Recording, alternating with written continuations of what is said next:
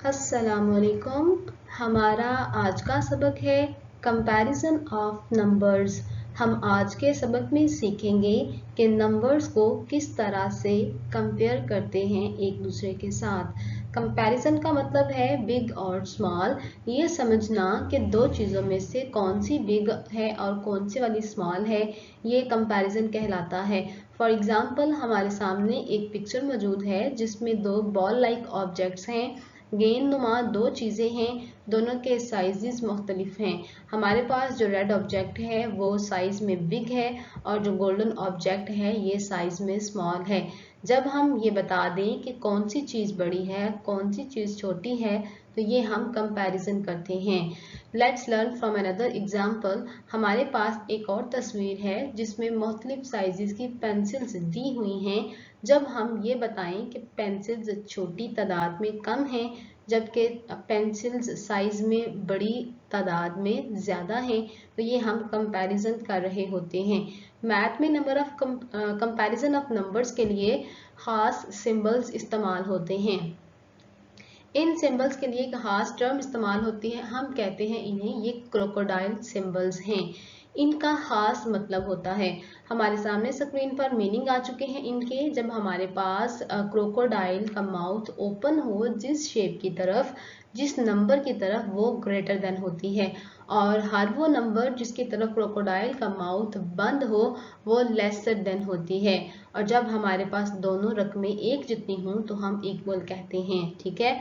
जब हमने नंबर्स का कंपैरिजन करना होता है तो हमारे पास दो रकमें मौजूद होंगी, एक हमारे सीधे हाथ की तरफ होगी और एक हमारे उल्टे हाथ की तरफ होगी। जी, एग्जाम्पल हमारे पास मौजूद है 9 क्रोकोडाइल 4। इसका मतलब है यहाँ पर जो क्रोकोडाइल आया है उसका माउथ 9 की तरफ ओपन है, तो इसको हम इस तरह से रीड करते हैं 9 इज ग्रेटर देन 4।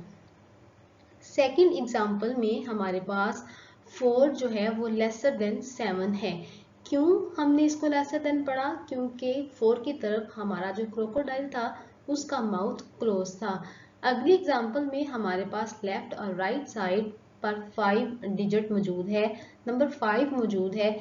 ये दोनों वैल्यू में इक्वल हैं, बराबर हैं, इसलिए हमने इनके लिए इक्वल का सिंबल इस्तेमाल किया है कि हमारे पास ये दोनों नंबर्स जो हैं वो बराबर हैं। ये तो थी बेसिक्स ऑफ कंपैरिजन। लेकिन जब हमने नंबर्स का कंपैरिजन करना है तो हमारे पास रकमें बड़ी भी आती हैं। उसको डिस्कस करने से पहले हम अपनी प्लेसेस की रिवीजन कर लेते हैं। हमारे पास बेसिक प्लेसेस हैं ones, tens, hundreds, thousands, 10,000 and up to billion. ठीक है। जब भी हमने किसी नंबर को कंपेयर करना है तो हमने प्लेसेस की तरफ खास तवज्जो देनी है। प्लेसेस ही हमें हेल्प आउट करती हैं ये अंडरस्टैंड करने में कि कौन सा नंबर वैल्यू में दूसरे नंबर से ज़्यादा है। आइए अब नंबर्स के कंपैरिजन के साथ सीखते हैं। हमारे पास क्वेश्चन है जिसमें टू नंबर्स हैं 1250 एंड 25,945। हमने बताना है कि इन दोनों नंबर्स में से कौन सा नंबर बड़ा है। इसके लिए हम एक टेबल ड्रॉ करते हैं जिसमें प्लेसेस हेड्स के साथ हम नंबर्स को राइट कर लेते हैं। जब हमने नंबर्स को उनकी प्लेसेस के मुताबिक राइट कर लिया तो हमें आसानी के साथ समझ आ गई कि हमारे पास जो नंबर 25,945 था उसमें नंबर ऑफ डिजिट्स ज़्यादा हैं नंबर 12,250 से। मतलब कि हमारे पास जो दूसरा नंबर है अगर हम उसमें काउंट करें डिजिट्स 1 2 3 4 5, वो 5 डिजिट्स पे हैं। और जो हमारे पास पहला नंबर है 1250, इसमें जो हमारे पास नंबर ऑफ डिजिट्स हैं 1 2 3 4 हैं।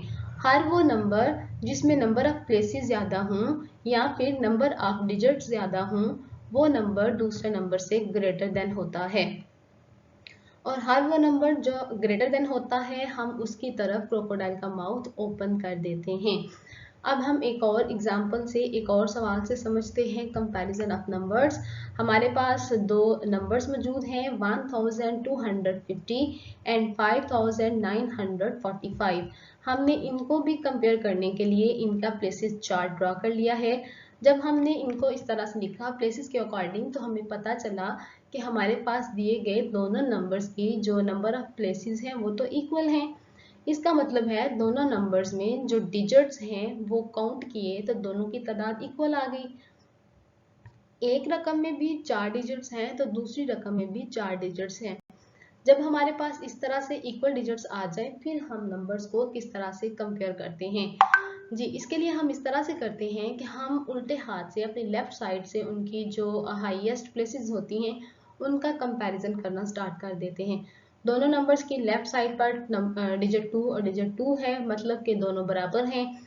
इससे हमें पता नहीं चला कि कौन सा नंबर बड़ा है। जब हमें पता ना चले तो हम उसी डिजिट के राइट साइड की तरफ मूव करते चले जाएंगे। जब हम राइट साइड पर आए तो हमारे पास जो पहला डिजिट है उस पे लिखा हुआ है 2 और जो हमारे पास दूसरा नंबर है उसमें डिजिट लिखा हुआ है 9। 2 और 9 को जब हम कंपेयर करते हैं तो हमें पता चलता है कि डिजिट 9 जो है वो बड़ा होता है 2 से। इसका मतलब है हमारे पास जो नंबर है 2945 ये ग्रेटर देन है नंबर 2258 से। तो हमने बड़े रकम की तरफ अपने क्रोकोडाइल का माउथ ओपन कर दिया है। हमने अच्छी डिटेल के साथ कंपैरिजन ऑफ नंबर्स को समझ लिया है।